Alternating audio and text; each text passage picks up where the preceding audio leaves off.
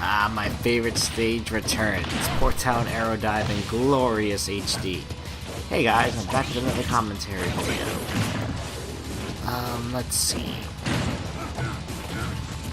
So, those that have the Wii U version, what are your thoughts so far? I am personally loving it. I have, as I've said already in the previous video, I have no intention of going back to the 3DS version ever again.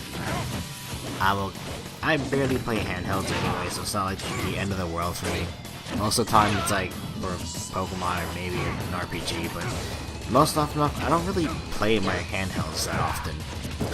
So, it's whatever. That might change when Monster Hunter 4 comes out. Until they announce a Wii U port. Then, bye-bye Monster Hunter for the 3DS. If there's one thing I'm gonna say, is that, I love doing that. I feel like those who bought, let me start over. If you watch the 50 Extravaganza, Smash Bros. Extravaganza, you notice a lot of people who are on the 3DS are just like, oh my god, I have to buy a Wii U now for like this game. It's like, I'll stick with the 3DS version, it's the superior thing. It's like, I think it's either they're just jealous or just kind of on the butthurt side. And I get the defense of saying, oh, not everyone has enough money for the Wii U or stuff like that. Yeah, it's understandable, but it's been out for 2 years.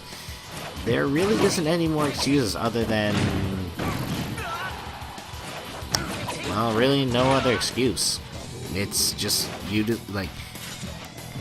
seems like people have, a sudden distaste for the Wii U. It's like, I don't want to buy it, and yet all these games are out, and they just feel like they should have it on the handheld, like Captain Toad. It's like, that can't be really much on the handheld. I mean, it could work, but it wouldn't work. Captain Toad is fine on the Wii U, and I can't wait for that game too.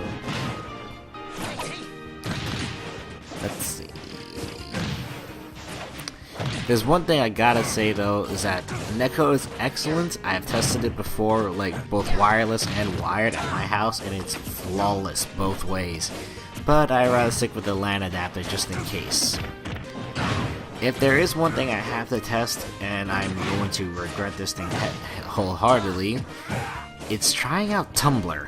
And Tumblr and gaming do not mix. It is such a horrible idea just to browse into one for like a little second. I mean, back on the 3DS, I just checked a notification I got, and the image wasn't a GIF, and I don't ever upload GIF images ever on Tumblr. And when that happened, the game lagged for 2 minutes. It was unbearable, to the point of like, this is so bad. At my friend's house, same person who I'm playing. I can't even speak. At my friend's house, when I was playing, this 3DS, we usually play like games like Call of Duty, and sometimes you browse like Tumblr and stuff, and the connection dies. Granted, his connection isn't the greatest, but it's unbearably bad.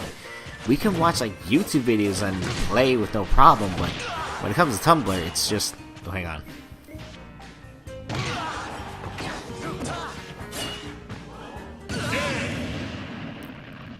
That was mean. And I am okay with that.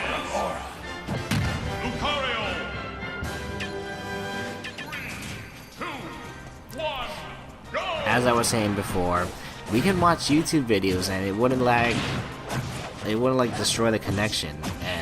But when it came to Tumblr, that was a whole different ball game.